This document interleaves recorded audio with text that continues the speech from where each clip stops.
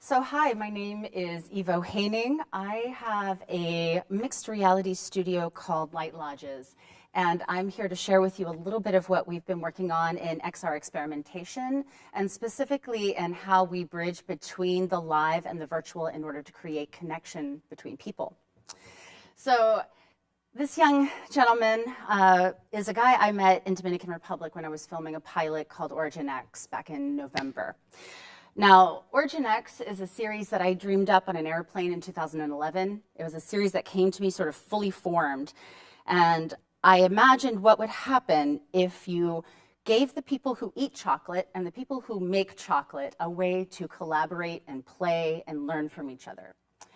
So this young guy, he lives in Dominican Republic in a small village where cacao is grown.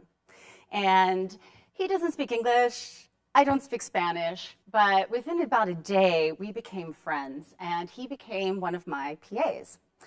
He is one of a handful of people that we've been starting to recruit with and work with to begin to create what would be a global network of media camps. So we're going to talk a little bit about a number of different experiments and series, including the ones with that young boy, George, and a handful of the others in Dominican Republic. I'm Evonne Heyning. You can find me at Emeration or at Light Lodges. You can also find me at XR Studio, which is Mozilla's new residency program. There are 35 women in residence there experimenting in different ways in mixed reality. So we're going to talk about sort of a broad convergence framework here, including XR and AI and channel design, the future of media networks, civic engagement and play, and also about our work at Toy Shop. Now, for the last 10 years, especially in Hollywood, I've been running with my husband a company called Toy Shop. Toy Shop is like Weta here in LA. So we build physical props, robots, wearables. Right now my team is over working on Avatar, so Jim Cameron has them for the rest of the year in a studio not unlike this, but much larger. So you can imagine some of the challenges we've dealt with in trying to create what will be massively multiplayer media. If you think ahead to where XR and TV and mobile all meet, and you think about what's happening now with games like HQ, and you think about what would happen if we begin to create media challenges that everyone can play along with and collaborate with, that's the world we're beginning to mod now. So we are creating a number of different media and channel design products, but they are all based on something that was started in 2005, and I apologize that this is so grainy, but this is from the Metaverse Roadmap. And so I started in mixed reality in 2005. I was doing streaming and interactive design before that, but specifically I was brought in and we worked on this project at Stanford to begin to outline what would become virtual worlds, VR, AR, life logging and streaming, and also mirror worlds and these sort of mapped real spaces. And I became very interested, not just in what we can do in simulation or in augmentation, but what allows for intimacy, what allows for deeper connection for people. And how can we then take the externals, the sensors, and learn from our world in a way that brings it back into our lives? So instead of taking people further into the virtual, I'm very interested in what brings people closer together, closer to their people, their places, their ideas. And a lot of that right now, and this is unfortunately about a year and a half old, but you know what these devices now look like. We're looking at 16 different augmented reality smart glasses. We use headsets. We test across different devices in ways that try to democratize these types of media. And we do this in order to try and create new types of genres, series, shows, experiences. And these are the types of pilots we're working on right now. We have a talk show coming out in about a month. That's a live AR talk show with guests from around the world. We're working on an XR challenge series that is both sort of a reality challenge show in the city. We've been working on live news, working on narratives. I have written a sci-fi series that requires a set much larger than this one. So figuring out how do we begin to create the pipeline, the funding, and all of the pieces needed for the future of deeply participatory media. Not just passive, not just having people watch a story, but what happens when we change the dynamics of participation? In specific, how do we connect people to solve real challenges together? So we do this a couple of different ways. I spend a lot of time right now geeking out around ATSC3 and looking at standards and smart televisions. I look at mixed reality play in the city, location-based experiences, obviously things using smart glasses. We look at a lot of AI data plays in public systems, and I do this through Civic Innovation Sprints. We'll talk a little bit about that later. And also using data viz, using real-time collaboration and showing people what we can do together. And we mentioned the chocolate project. So in 2015, Hershey's gave me 10 grand to start coming up with ideas. And that became a handful of shoots. So I've been down now to Dominican Republic, onto the farms and different places where chocolate's being made around the world. And I began prototyping with other people. Some of these other shots are from hackathon recently at USC. I think you were there as well, right? So for Creating Realities, we brought a team together to specifically look at civic engagement. And so how do we begin to take the data layer and the story layer and some sort of action layer that empowers people? And how do we bring them together in new ways? And this is year one of a multi-year experiment. This is a project I did in 2011, so that gives you some sense of how these things have been progressing. This was a live interactive talk show from 2011 that Microsoft did with TechSoup. So I produced this for a year. We had on average about 500 nonprofits every month joining in for the show, and we were specifically designing that to address real system issues for the teams. Now, we use those same mechanics, but we add in AR layers, we add in XR collaboration, we add in real-time engagement, we add in location-based. We try to figure out how to bridge some of the technologies you've seen earlier, for instance, the fractals, the storytelling elements. How do you do a live layered experience, for instance, for a game show? And what does this build? What are we trying to create here? I believe that interactivity changes our relationship to personal power. There are some people in this town who do not want people to have power. So there is a reason why we do this work, giving people not just a spotlight to tell their story, but giving people real agency and a real choice and an opportunity to make the world they want instead of the world that's being given to them now. That's why I do what I do. So we're going to talk a little bit about two open source projects. The first one was done during the Civic Engagement Sprint, specifically CityViz. The second one's a Village Builder. And so using these sorts of mechanisms of hackathons, public innovation sprints, we've basically been able to do a form of experimentation as a service. We often partner with a colleague, we'll partner with a team, and then we'll run a very light, quick experiment and see what we learn. Sometimes that's open source, and sometimes that's done in a more private way. But at the end of the day, this is the conversation we're trying to have. Where can the public engage in collaboration, deliberation, informed decision-making? That's the crux of what we built at CityViz. And so I'm going to show you just a little bit of what some of this type of footage looks like. Now, this is raw footage 360. And I apologize, I don't know why it's doing this extremely jittery thing, but these clips are all on YouTube. So we filmed starting in Portland a year ago with the Village Building Convergence, which is a 10-day festival. The 10-day festival done by City Repair is specifically around civic engagement. I am sorry, this is looking way too glitchy to even watch, and I apologize, I don't know why it's doing that on this machine, but this is not my machine. But you can get a sense of how we're using a mix of 360 content. These do not have the interactive elements, but for example, within the tiny house village, you can go and see, how is this tiny house built? How much did it cost? Here's our lovely PA again, now he's dancing. So after we shot for a few hours, after he learned to use Google Translator on my phone, we decided to basically make him a PA. He learned to use the smartphone with me in a matter of a few hours, and we started translating together. And then we went to the farm, and this is the guy who is running their plantation. So we began to see what life was like, and they began to create what would become the template for media camps. This woman, Angie here, for example, became one of our musicians, and she's now writing the music for the episode that she's featured in. So figuring out, this is where we began to engage with our funders. We could take it back to the social impact funders and say, let's make chocolate. Let's watch the story. Let's have the chocolate, and then let's have the conversation together. So this is how we approach interactivity just a little bit differently than most of the other teams out there. You can see, I mean, we end up shooting at a lot of events, and this one is a heartbreaking one. The woman there who's in that video, I will show you a little bit more of her later. We saw a need to use both mixed reality and specifically engaging with the public to address real issues in real time, not necessarily taking people to other places in the world.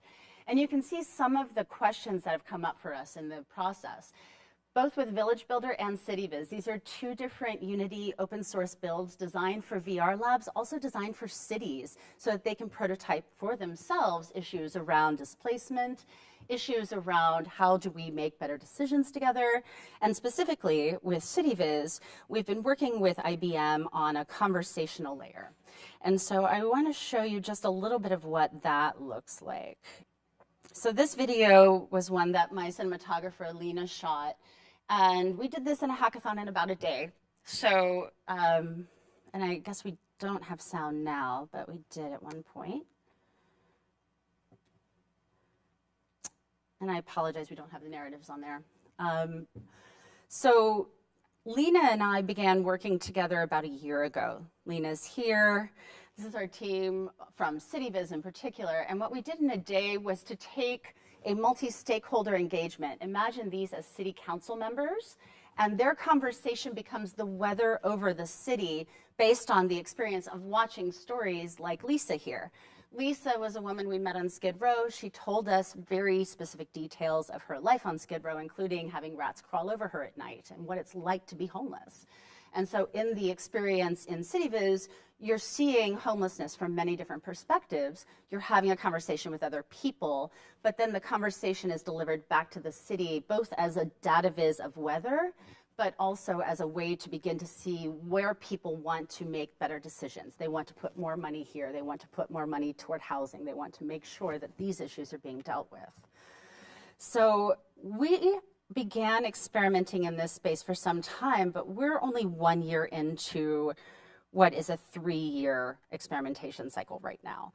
When it comes to actually producing this type of work, I'm not going to go into a lot of the technical details because most of you know how to make these things happen in different ways. These are some of the tools we're currently using. I use about half a dozen other AI off the, I don't know. There's no shelf when it comes to AI, so whatever you want to call it, off the virtual shelf.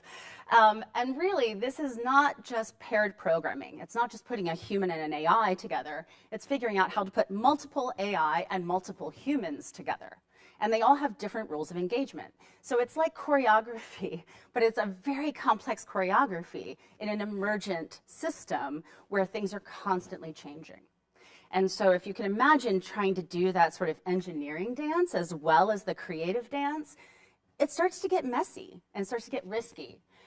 I've been doing this work for a long time. That green lady over there was my avatar back in 2005 to 2011, where I was producing for State Department mixed reality experiences, for example, nonprofits, MacArthur grants. Here at USC as well, we wrote a book called A New Culture of Learning, based on our research. But what we found specifically was that there is power both in giving people choice of embodiment and in giving people choices within the environment and the experience. And there's sort of a magic formula here. And we've been experimenting with this not just in virtual space, but also in physical space. So we've done a number of different XR experiences where there's no headset, or sometimes the display is given to people differently, but they may have biosensors on. They may be going through and doing massive flips. And in some cases, we had strapped them with full body sensors and headsets and showed them what was happening inside their bodies in real time. So again, this is a different way to get people into the both intimacy as well as the deep connectedness state and figuring out what would actually motivate people to change their behaviors. Figuring out how to frame these experiences is part of what I do in my work. So I'm a consultant for part of my work. I'm a producer for part of my work. I, in the consulting side, work with a team called EXO that grew out of Singularity University. And Fast Track is our city innovation sprint team. So we do this in Medellin, Miami, Bogota. We've been running civic innovation sprints that we are now turning into media experiences. And this looks like a lot of different types of experiences. It can really be as broad as you want to create. So I teach this to other producers. I'm not going to show you that video right now, but over at Keycode Media I teach. And if you're wanting to learn more about how to engage different types of mixed reality practices in an existing broadcast or in a different type of media. Let's say you want to extend news in a new way, or you want to extend, specifically we've been working on documentary, news, talk shows, reality shows, game shows, and narrative. We're very interested in what that looks like in partnership. But right now, I'm mostly interested in figuring out the rest of the pipeline, because we've got some serious pipeline problems. Those of you who are producers know how hard it is to get funding for content right now if you're not a well-known person. If you're an average independent maker, it is very hard to prove your viability in the market. And so we've recognized that we've had to create pipeline all the way through. And this includes using blockchains in media. And we're going to dive a little bit deeper into that now, because where I see the future of media networks going is a rapidly decentralized, globalized media marketplace where the producer has more control over how their content's sold, but ideally we're also getting more data about the engagement, and not just the eyeballs, but the actions, because that is valuable too.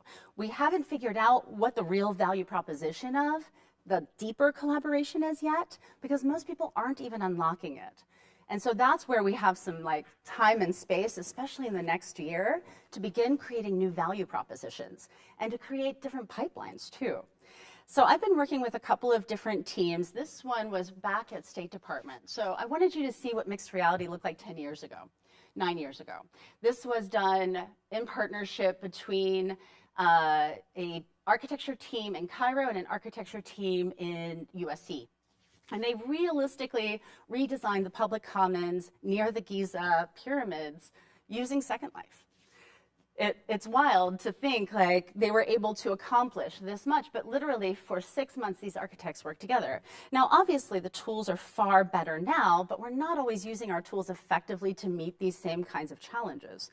So I would encourage you to talk to the Future 20 team that was up earlier and some of the other teams that are addressing these issues in cities directly. When we're designing, this is sort of the framework we begin to look at, thinking about designing from trust and thinking about how do, for instance, our AI tools serve the experience. It's not about giving data to someone else, it's about learning about ourselves and then collectively learning what we can do together. So we threw Watson's Tone Analyzer and a number of other AI conversational analysis services on top of CityViz. The product is not the XR experience. Realistically, this is a freebie. The AI conversational layer is a service, and we've been figuring out how can we deliver that back in a meaningful way, and then how do we create the value proposition around the interactivity? Because right now, we're not valuing the interactions. Typically, eyeballs are more important than a real action. And that's crazy if you think about what is most meaningful and valuable to people versus ads, right? So thinking about how you work, designing for inclusivity, designing for participation, what are the invitations to play? I can give you one invitation to play right now. I have a Discord channel. If you like to do that sort of hacking on the back end, hit me up and I'll add you to our Discord channel. Thinking about designing for opportunity. Are you creating ways for other people to come into your ecosystem? Are you giving people agency, power, opportunities to come together with people they maybe haven't thought about meeting before? We do a lot of work around diversity of thought and thinking about collaboration, specifically as a way to overcome some of the bias problems currently in our culture. This is how I work. Right now, I'm in the acorn stage. This is a map of sort of the biomimicry of how organizations grow. And if you can imagine, we're sort of at this point of the XR, right? We're at baby stage. We're just starting to plant those seeds. We don't even have channels for this stuff yet. We don't even have devices for this stuff yet half the time. So figuring out how are we going to get to healthy forests that are fruitful and interesting is going to take a couple of years. I'm interested in finding those acorns and the people who are doing the most interesting work now. So we're creating pipeline. We're creating a fund. We've been working on specifically with Unrepresented and Independent Media Fund that will include XR. It will also include cinematic and interactive series. There will be more announced around this soon. I apologize that I can't share all of it with you today.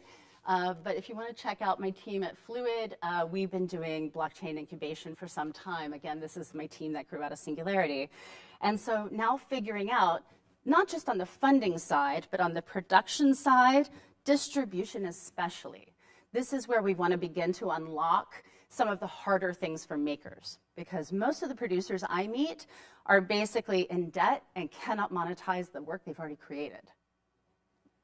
Let that sink in, right? They've got a second mortgage and they can't sell the work they've already made, and there's nowhere to put it. There's no market for them right now. And so figuring out what is a blockchain rights management market? How do you take that award-winning thing that won awards 2 or 3 places and get it to a new country? How do you get it into a new market? Figuring out how to make distribution a lot easier on the independent makers so that they don't have to be in a studio system in order to be successful is quite a trick. And we're getting there, but it's going to take a lot of work over the next few months. So if this is, again, something that's interesting to you, working on the metadata side, working on making sure that creatives get paid for their work, like at the base level, if those are sorts of challenges that are interesting to you, as long as like we figure out some of the economies of scale, all of these things are possible. So vast convergence, stepping back at this stage. We see a future where we're creating our own channels, where there are thousands of different types of public media channels, perhaps, and they could be in every possible live genre. But let's say you have amazing content that is going to change people's lives, but might be risky. It might be, you know, a kid who needs to be reunited with their parents. Where would you put that information now if you didn't want to endanger your own life? Is there a place where you could do it safely or anonymously? Right now, a lot of these tools do not exist, which is a fantastic opportunity space. So whether you're interested in some of the civic engagement side, whether you're interested in sort of the vast dynamic play potential, if you're figuring out in your own work, how are you going to begin to bridge some of these gaps, not only for kids like George here, but also for all of the other kids out there? We want to make media camps in 22 countries. We want to do a series with all of the chocolate growers, connecting them so that they're able to finish their education, because he doesn't get to go to school. There is no school for him to even go to for 20 kilometers. That's his life, right? But we can bridge that gap. I left him with a VR cardboard. He's got a smartphone nearby now. There are ways in which we can begin to empower young media makers with very cheap 360 cameras. It doesn't even have to be the most expensive stuff. So here's where I want to leave you. When you're designing your own experiences, and whatever that might look like, I want you to begin thinking about agency. I want you to think about intimacy. I want you to think about the power for transformation, and then make some real choices here. Are you going to let people choose their embodiment? How does that change the way they see themselves? Do they have to be human? Do they have to be skin colored? I don't want to ever be skin colored again. Do you want to make people exist within their own racial capacity or not? Do you want to free them from that? Same with environment. Do you want to take people to a place they've never been before? Or do you want to take them to a place that couldn't exist? What does that do to the mind? What is the most amazing experience you can imagine delivering for people? Like, ask yourself that when you're creating. What would just blow your mind? And will it work? Test it out. Try it. Keep experimenting. So we've been working on various variables in this sort of experimental nature. And there are lots of different types of experiments being done right now, not just on the embodiment side, but on what happens when you change people and put them in a different environment. If you tried to do a virtual meeting in a room like this, it'd be boring. If you do a virtual meeting in a drum festival where everybody's dancing, it's actually kind of fun. People are embodied, they're doing different things, and they're more in sync. We did interesting research around this 10 years ago, and I was shocked at how it changes the quality of the experience for people. So I'm Evo. You can find me Light Lodges. Admiration is my personal handle. Obviously, you can find me anywhere else on the web. And if you're interested in coming by XR Studio in particular, we're in San Francisco, so please come by and visit us. We are at 2 Harrison, and during WebXR week especially, but throughout the summer, if you want to show us your WebXR or open source experiments, we'd love to see them. Thank you.